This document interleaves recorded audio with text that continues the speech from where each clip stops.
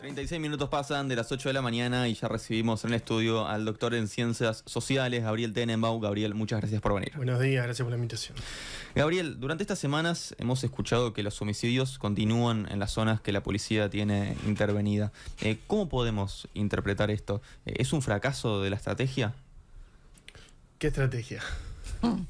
Primero hay que preguntarse si hay una estrategia. O sea, no creo que es algo que solo es atribuible a este gobierno. Me parece que si algo ha faltado en Uruguay, no quiero poner una fecha, pero digamos, por muchos años en distintos gobiernos ha sido una política criminal seria, con base en evidencia, previa al inicio de un gobierno, y evidentemente eso tiene algunos ajustes porque el fenómeno criminal y los distintos, si se quiere, platos del menú del fenómeno criminal son variados y hay que ir ajustando, pero, o sea, lo digo con sinceridad, o sea, me parece que no hay una política criminal estratégica basada en evidencia. Lo que hay es, a mi juicio, hay un saber policial que ha predominado ampliamente en las formas de hacer las cosas, con lo que tiene que ver con la seguridad ajustada al Ministerio del Interior. Está el famoso olfato policial, la intuición, y después está el político que asume tareas en este tipo de ámbitos, que no está formado al respecto. Obviamente que en los últimos años tenemos una suerte de baño de profesionalismo en el Ministerio del Interior, pero que se ha dado en parte por la coyuntura. Es bueno recordar que este gobierno desmanteló lo que se venía de antes en términos de la cúpula y de las formas de la nueva escuela policial, la forma de hacer las cosas en esa llamada nueva escuela policial. Le fue muy mal, tuvo que desmantelar a la cúpula que puso y se aprovechó de algo que tenía por ahí, pero que no le estaba dando mucha bola, para darle ese baño de profesionalismo. Pero en términos generales me parece que no. Las intervenciones es una estrategia táctica puramente policial que no se da en el marco de una política pública criminal, que es lo que uno esperaría seriamente. A mí me preocupa mucho esto porque en esta coyuntura donde estamos, donde se está instalando la percepción de que no es nuevo tampoco, de que a quienes hacen bien los deberes en materia de política pública en seguridad son los gobiernos autoritarios, y tenemos la marca de Bukele como la marca a vender en Latinoamérica, me preocupa que no haya la suficiente responsabilidad de parte de los distintos gobiernos en hacer bien sus deberes, sobre todo los gobiernos democráticos y los demócratas que están en los distintos gobiernos, y también la oposición. A mí, la verdad, también a veces indigna, porque es como que lo que creo que no se están dando cuenta muchos políticos oficialistas y de oposición, y muchas veces caen en chicanas absurdas, es que dando ese espacio, lo que termina haciendo de forma quizás contraintuitiva es que gobiernos autoritarios que supuestamente tienen una buena percepción, tienen una buena percepción de su tarea en materia de seguridad, ganen espacio y sea lo que finalmente la ciudadanía está buscando. De ahí que tenemos, sobre todo de precandidatos internas de partidos que a priori no tendrían mucho éxito en sus internas, tenemos discursos como bastante reaccionarios, ¿no? de varios partidos.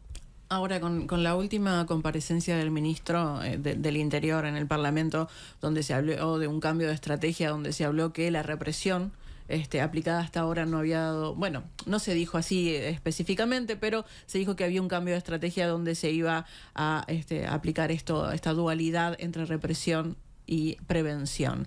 ¿Es una manera quizás de cambiar la pisada? A ver, o sea,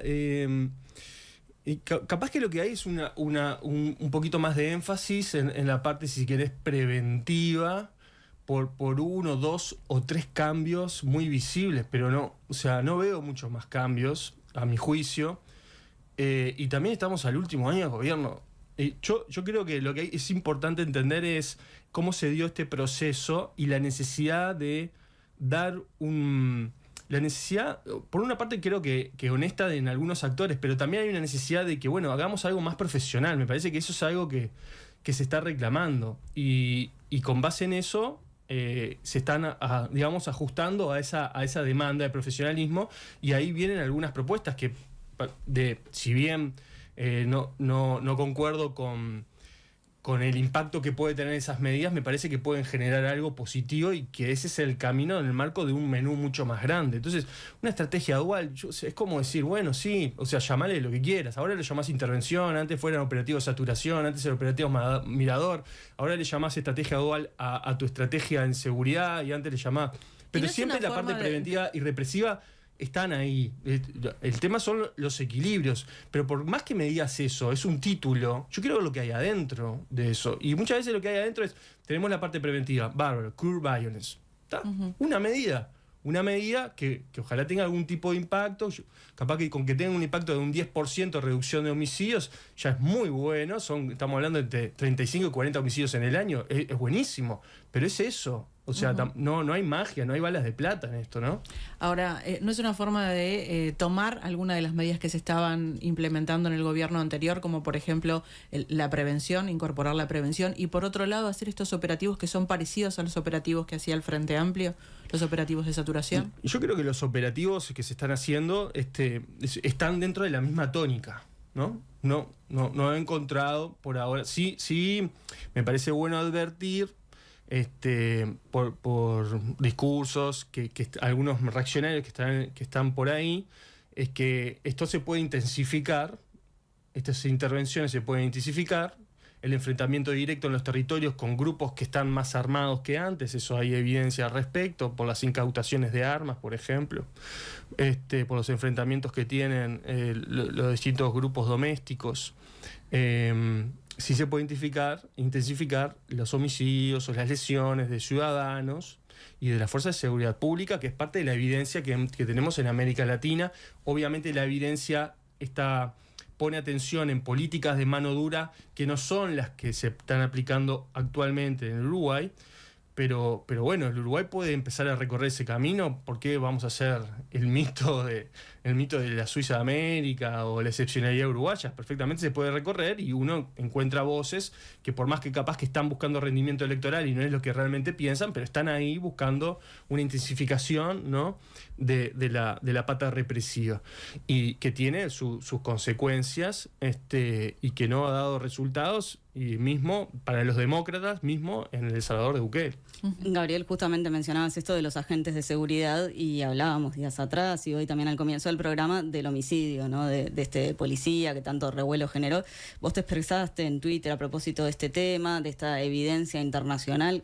¿Cuál es esa evidencia? ¿Qué es lo que muestra? Bien, yo no quiero decir que el homicidio, que es lamentable y es horrible, del policía esté vinculado directamente con la intervención, pero sí me parece importante advertir que a medida que se intensifica la fuerza de seguridad pública en el trabajo directo en los territorios de alta violencia y criminalidad, particularmente vinculados al mercado de las drogas ilegales, que tienen estrategias de prevalecer, hacerse respetar, en fin, ganar territorios basadas en la violencia y la violencia cruel, me parece importante advertir que en las experiencias internacionales, que son experiencias, por supuesto, muy distintas a lo que sucede, a cómo se expresa la ecología del crimen en Uruguay, en Centroamérica, Honduras, Guatemala, El Salvador, en México, en Colombia, mismo Brasil, en fin, ahora estamos viviendo con Ecuador, pero digo, no son las experiencias en las que me estoy basando, es que a medida que aumenta las políticas de mano dura y la intervención, sobre todo de la Fuerza de Seguridad Pública militar, aumentan los homicidios en ambos lados, si se quiere, si queremos ver esto como lados, ¿no?, que está malo, por supuesto, en la Fuerza de Seguridad Pública y en los ciudadanos. Y aumenta un conjunto variado de violaciones de derechos fundamentales de todo tipo. Además, también aumentan las desapariciones, las violaciones, femicidios, por ejemplo. La experiencia en Juárez es muy clara al respecto. Aumentan fenómenos de todo tipo. Y es la vuelta a un paradigma que ha fracasado ampliamente. Hay un conjunto variado de experiencias al respecto, pero parece que no se entiende. Por eso que llega un momento que uno dice, bueno, ¿qué está pasando detrás de todo esto? porque tenemos un montón de evidencia de este tipo de política y que no ha llevado a ningún lado. Bueno, Ariel, de hecho, ahora decís, no, bueno, uno llega un momento que dice, yo te iba a preguntar, porque estás con otro tono distinto a otras entrevistas, ya te hemos tenido en varias oportunidades, capaz que es por esto que decís de que estamos en el último año de gobierno, ¿no? Pero se te nota con una indignación que no era la habitual. Sí, porque claro, a ver, en los últimos tiempos me acostumbré a, sobre todo desde el punto de vista técnico, a aportar lo suyo, pero llega un momento que, ¿qué está pasando? O sea, hay un montón de, en términos de, claro, capaz que es una posición ilusa, porque en términos de conocimiento científico generado en estos temas, hay discusiones, por supuesto, pero hay como un camino muy claro. ¿Lo digamos. técnico no se lleva bien con lo político? Bueno, yo creo que en parte hay una gran tensión, por supuesto, hay una gran tensión. Y si a mí me preguntás, como un académico, yo soy académico, como académico me parece que lo que tiene que predominar es el conocimiento generado por parte de los metodologías de investigación científicas. Uh-huh. Y con base en eso tomar decisiones de carácter político. Uh-huh. Y aparte también lo digo porque después suceden cosas como esto que les decía hace un rato. Me parece que el derrotero de fracasos de los partidos, los políticos, con base en un sistema democrático, fracasos con respecto a la seguridad, termina llevando a que la percepción ciudadana piense de que son los gobiernos autoritarios los que brindan mejor los servicios públicos en seguridad. Y eso es un peligro hacia lo que puede venir. Y el caso de Bukele me parece que es un excelente caso para dar cuenta de eso. Que por supuesto que en El Salvador todavía nos faltan muchas cosas por saber, ¿no? Hay mucha desinformación, hay luchas obviamente por estatuir verdades y todavía no sabemos cuáles son. Pero sí sabemos un montón de cosas que están sucediendo que tienen que ver con el roce o directamente el quiebre democrático, que obviamente que hay maniobras para institucionalizar procesos como su reelección, como el freno a las investigaciones que estaba haciendo la Fiscalía sobre distintos tipos de violaciones que se cometieron, ¿no? Durante los estados de excepción y los pactos con las maras, que son pactos de impunidad, de beneficios económicos, de libre salida del país. Los más de 75.000 personas que tiene El Salvador privada de libertad son personas débiles de poder. No son los poderosos. Los poderosos ya no están en El Salvador. Entonces, es parte de responsabilidad de los demócratas que la ciudadanía empiece a afirmar, a instalar la idea de que son los gobiernos autoritarios los que brindan mayor seguridad. Es un gran problema. Un gran problema. Y a veces eso se instala por chicanas o cosas absurdas. O sea, ahora los allanamientos nocturnos, hay un montón de cosas que uno dice, nos desgastamos discutiendo esto y no llevan a ningún lado. El impacto es mínimo, es mínimo. ¿Ustedes recuerdan cuando se daba la discusión de la ley de urgente consideración, el desgaste que hubo discutiendo, la resistencia al arresto, por parte al arresto de la policía, el agravio de la autoridad policial? Prácticamente no se aplican esas medidas. Entonces, ¿el allanamiento nocturno no sería una herramienta que realmente haría la diferencia? Pero es en la misma lógica, nos desgastamos hablando, nos desgastamos discutiendo. A nivel político se centra mucho el debate ahí y no va a haber grandes cambios, no va a haber una gran solución al respecto. No la va a haber.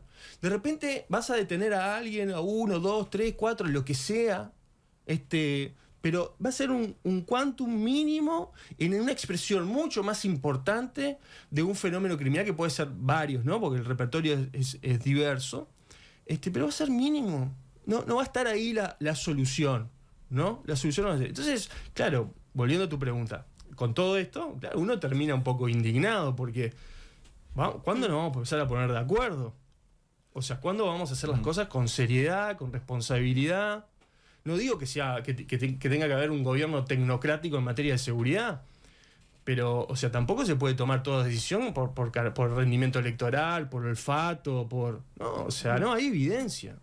Y pensando disculpa, Ale, en la situación actual de nuestro país, si sumamos el asesinato de un policía, los enfrentamientos entre bandas, las balaceras, ¿Estamos hablando de un nuevo estado en el avance del narco en nuestro país? No, o sea, a mí no me sorprende estas cosas. O sea, es algo que venimos, que tiene un proceso de construcción histórica, ¿no?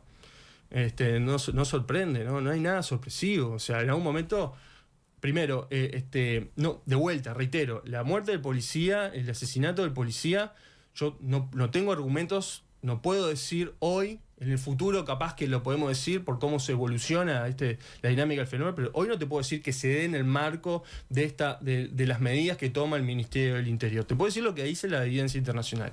Lo que sí me parece que es muy claro, y miren, les voy a dar algo de por qué no estamos muchas veces haciendo las cosas serias. Es muy claro que se ha ensanchado el mercado de las drogas ilegales. Hay una proliferación de grupos delictivos domésticos más o menos organizados dedicados a esto. Otros ya son hay nuevas generaciones, pero también hay viejas generaciones de décadas que se están dedicando a esto y no se han desarticulado. Eso está sumamente atado, obviamente, a la violencia. Digo esto porque en otras experiencias hay mercados de drogas muy pujantes que no son violentos. O no son violentos como se expresan acá. O sea, en Nueva York o en países europeos hay un mercado de drogas sumamente pujante y desarrollado, pero no es que se andan, la tasa de homicidios es altísima. Por ejemplo, en Londres, por ejemplo, el mercado de drogas es sumamente pujante y la tasa de homicidios es mínima. Por poner un ejemplo. Ahora, Gabriel, pero déjame terminar la idea. Y fíjense lo siguiente, o sea, si estamos de acuerdo de que el mercado de las drogas ilegales aumentó, de que los grupos delictivos aumentaron, los homicidios y la crueldad en la forma de cometer homicidios son buenos indicadores para hablarnos de ello. Pero el Ministerio del Interior, cuando presenta sus estadísticas, no incluye ningún delito de drogas. Informa sobre 5 y ninguno sobre drogas. ¿Cómo puede ser? Si estamos ante ese problema, todos reconocen que estamos ante ese problema, y el organismo que tiene que informar al respecto no informa. Se nos dice que bajan las rapiñas y los hurtos. Después hay toda una discusión sobre construcción estadística que no me quiero meter, pero damos por cierto eso. Pero ¿piensan que los denuncias sobre delitos son estancas? Los sujetos racionales que cometen infracciones se mueven entre delitos. Los delitos de droga generan un rendimiento económico mucho mayor que una rapiña o un hurto. Por lo tanto, la hipótesis que está por detrás, que la vemos en parte con otros datos, con datos del Poder Judicial y Fiscalía, no lo vemos con el Ministerio del Interior, es que se mueve el actor racional hacia delitos de drogas y abandona el delitos de hurtos y rapiñas. Por lo tanto, es obvio que van a bajar los delitos de hurtos y de rapiñas. En este caso, denuncias de delitos de hurtos y de rapiñas. Pero no nos dan ese dato.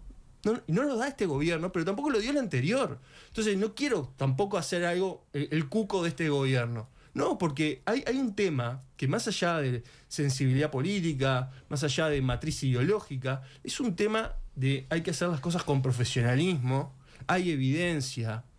Nadie espera que en el Ministerio de Economía sus directores no tengan ningún vínculo o perfil en materia de economía, de finanzas. La mayoría tiene un perfil muy claro, pero en el Ministerio del Interior no pasa eso. Ahora, estos datos que se están dando desde el Ministerio del Interior, ¿pensás que es algo premeditado de justamente ocultar ciertos datos, corrimiento de la delincuencia hacia otras áreas que no se están mostrando? Y no quiero atribuir ese tipo de intencionalidades, pero digo, me parece que es muy claro, ¿no? Es muy claro que los delitos que se cometen en el marco de la ley de estupefacientes tienen que ser informados. Porque estamos frente a ese problema, es uno de los principales problemas que tenemos. ¿Pero es una falla del Ministerio a la hora de comunicar o a la hora de recoger la información? Bueno, ahí hay otros temas, porque en la construcción del dato, ¿no? Hay temas ya más finos, técnicos, que son importantes también reparar. O sea, hay algo que sabemos, ¿no? O sea, lo que registra el policía en el famoso parte policial, muchas veces la carátula cambia cuando lo agarra. Fiscalía. Claro, fiscalía, ¿no? En la formalización y que hablar en la imputación. Esos cambios, algunos se controlan, sobre todo los que tienen que ver con homicidios, sin embargo, ¿viste? A veces encontramos diferencias, sobre todo con el pasaje del tiempo, pero en delitos como delitos asociados a la ley de estupefacientes o de hurtos, rapiñas, que son miles, no son cientos, como el homicidio, es mucho más difícil controlar. Entonces, así tenemos problemas, y sobre todo es algo que ya se habló y que, bueno, pero que hay que terminar de hacerlo. O sea, el Ministerio del Interior tiene que tener, por supuesto, un departamento de estadística, porque se tiene que basar en evidencia, pero no puede ser el organismo encargado de informar cómo estamos a nivel de la criminalidad. No, tiene que ser un organismo más independiente, ¿no? Más independiente. En México o en Chile los hacen los institutos de estadística, por poner un ejemplo, ¿no? Son quienes informan o tienen observatorios independientes. Hay que ir por ese camino. No es que el Ministerio del Interior obviamente no tenga su departamento de estadística, por supuesto que lo tiene que tener, pero no puede estar en los dos lados del mostrador. Gabriel, ¿cómo podemos explicar estas contradicciones a la interna de la policía que surgen? Por ejemplo, ahora Lucas Silva, ¿no? Saca hace unos días esta nota de La Diaria donde da cuenta de un informe de la Dirección de Investigaciones de la Policía, ¿no? Que plantea que en realidad las bandas locales, que vos decís, bueno, crecieron, ¿no? Tienen mayor poderío, en realidad actúan en la logística, por ejemplo, de lo que es el cargamento a nivel internacional, en la exportación. Y por otro lado, vimos días antes, ¿no? En enero, una entrevista del Observador donde el director de policía, José Zambulla, dice que las bandas locales no participan, ¿no? En la salida por el puerto de bandas internacionales. Bueno, la lectura, si se quiere, capaz que naif, o la lectura más, digamos, más, no sé, la lectura más naif podría ser que quizás lo que está diciendo Zambulla está refiriendo a los grupos que operan en los territorios. Y lo que estamos, pues yo también leí la nota, y por otro lado no estaba reparando que eso puede, digamos, sucede dentro de la policía, no está reparando los otros tipos de delitos, porque, por ejemplo, en materia de inteligencia policial, la policía es muy débil para generar investigaciones de carácter de ese tipo, ¿no? Investigaciones, por ejemplo, el lavado de dinero. Tiene grandes debilidades. ¿Pero siempre fue tan débil en materia de inteligencia? En materia de inteligencia financiera, ¿no? Por ejemplo, el Departamento de Patrimonio, bueno, en fin, hay cuestiones ahí de mucha debilidad, que en parte tienen que ver con eso. ¿Qué quiero decir con esto? Que también no está totalmente instalado esto, que los delitos de cuello blanco, los delitos de los poderosos, hacen tanto más daño que los delitos de los débiles o de los delitos de cuello azul. Estamos muchas veces enfrascados en los delitos, en lo que ocurre en los territorios, que está muy bien, pero lo que hay que entender, sobre todo, por ejemplo, con los delitos que se cometen en el mercado de las drogas ilegalizadas, es que son, por ejemplo, con homicidios que se cometen en un territorio, que muchas veces eso es expresión del delito de los poderosos. Porque probablemente quien te distribuyó la droga o quien organiza buena parte del negocio no está viviendo en el Marconi, está viviendo en la Tahona o el edificio Forum. Como sabemos, como pasa. O sea, no estoy tirando por tirar, digo, son cosas que las vamos viendo, ¿no? O capaz que vive en Montevideo Oeste, pero controla comercios, clubes de béisbol, en fin, en Montevideo Este. Y tiene una linda casa en Montevideo Este alrededor de otras que no son tan lindas. O sea, son cosas que están presentes. Entonces, si vos querés comercializar droga al por menor o al menudeo, necesitas a alguien que te la provea, necesitas a alguien que te lave el dinero, necesitas a alguien que te repatrie el dinero, necesitas a alguien que te brinde servicios a veces de protección, de seguridad, logísticos, de aduana, de migración, todo eso. O sea, el caso de los famosos budines, alfajores y el vermut, ¿no? De Bélgica, o sea, para lograr todo eso hay delitos de los poderosos, hay delitos de cuello blanco ahí metidos, si no es imposible. Entonces, yo creo que la mirada más naif de esto que comentabas es que uno está focalizando en un lado, pero también está sucediendo otras cosas, y esas otras cosas poco se atienden, y es muy claro cuando uno ve los recursos humanos y financieros que se destinan, por ejemplo, a la CENACLAF, a la UIAF, a la misma policía para investigación financiera. Eso, ¿no? Uno lo puede medir por ahí. Gabriel, lo mencionábamos hoy a la pasada, pero ¿qué opinás del programa Cure Violence que quiere implementar el Ministerio del Interior a través de la contratación de organizaciones sociales? Bueno, en primero me parece una medida que es positiva en el sentido de que, bueno, es un programa basado en evidencia, uno puede cuestionar los resultados que se dieron allá o acá en términos del quantum, ¿no? Pero sabemos que tiene algún tipo de efecto. Esto sí lo calificó como una estrategia. Eso es una medida basada en evidencia. Vean. Yo no sé si es parte de la estrategia general, porque la estrategia es algo más programático que surge de la política criminal. Pero por lo menos hubo un diagnóstico, una planificación, una evaluación de... Bueno, no, mira, bueno, Mirá, a ver, el programa es financiado por el BID. Y lo propone a alguien que trabaja lado a lado con el BID. Yo no estoy describiendo esto, lo estoy describiendo. No es que se hizo un diagnóstico, vamos a ver el repertorio de programas que existen y aplicamos pero también aplicamos los otros. No, fue este. Y no hubo más. Vos podías discutir sobre, yo integré las mesas de la estrategia por parte de la UDELAR y sé que en la discusión de las estrategias no podíamos andar proponiendo distintas cosas. No, era esta estrategia que te parece aplicar al Uruguay. Los diagnósticos para esta estrategia en realidad difieren del contexto uruguayo. No son digamos, muy similares a lo que sucede en los barrios de Uruguay. Se ha aplicado en territorios donde primero la violencia homicida, los intentos de homicidio, las balaceras son mucho más importantes que las que suceden en el Uruguay. Además hay un fuerte vínculo de lo territorial con lo espiritual, porque muchas veces quienes son los mediadores, los famosos interruptores, son personas vinculadas, sobre todo pues, en Centroamérica, por ejemplo, también en el norte de México, vinculadas a alguna, digamos, corriente religiosa. Entonces el ex marero, por poner un ejemplo, un ex marero se convierte en pastor y el pastor ex marero le habla. Bueno, acá no tenemos eso. Acá, por lo que entiendo y me parece muy bien, se quiere desvincular de lo religioso, pero en otras latitudes no podés desvincularlo de eso. De hecho, se apoya mucho en eso. Y bueno, ahí tengo varias anécdotas, pero no importa. Y entonces hay un diagnóstico que es bastante disímil. Y aparte es una medida de prevención provisional y situacional. No es una medida estructural. Es una mediación en el momento de que puede llegar a ocurrir un homicidio. En ese momento, capaz que vos lo solucionaste ahí, en ese momento situacional, pero como es provisional, que capaz que mañana o pasado o al mes sucede ese homicidio.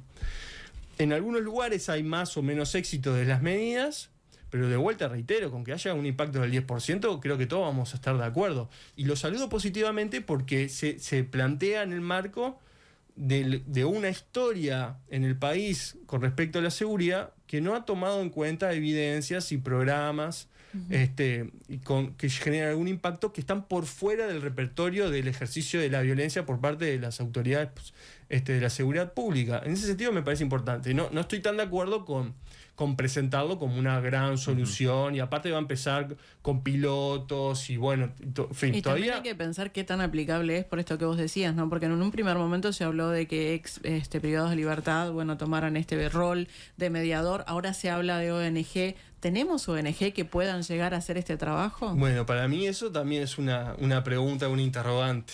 Yo estoy esperando... Aparte que no estén vinculadas a lo religioso, ¿no? Sí, porque yo estoy esperando saber eso. Igual también hay que decir que como todo, ¿no? Este programa se aprovecha de algo que ya existe, ¿no? O sea, en los barrios tenemos mediadoras. Y digo mediadoras porque son mujeres. O sea, sobre todo madres muchas veces de jóvenes que fueron asesinados o que pasaron por alguna experiencia delictiva, que están a veces haciendo las propias investigaciones ellas mismas, tocando puerta a puerta. A mí me consta, con las investigaciones que hemos llevado, nos hemos encontrado con esas madres. Hay madres mediadoras, hay madres investigadoras, hay las famosas madres buscadoras de México, de los desaparecidos. O sea, tenemos ese rol, ya existe. Lo que pasa es que el programa lo organiza, ¿no? Lo sistematiza, lo plantea en el marco de un proyecto y se aprovecha como esa situación. No me parece que esté mal, reitero. Digo que es algo que ya surge de los territorios y que está bueno que se pueda fortalecer. Se llame Curb Violence, lo financia el BID o venga de otro lado, digamos. Eso ya existe y es parte del fortalecimiento comunitario que hay que hacer.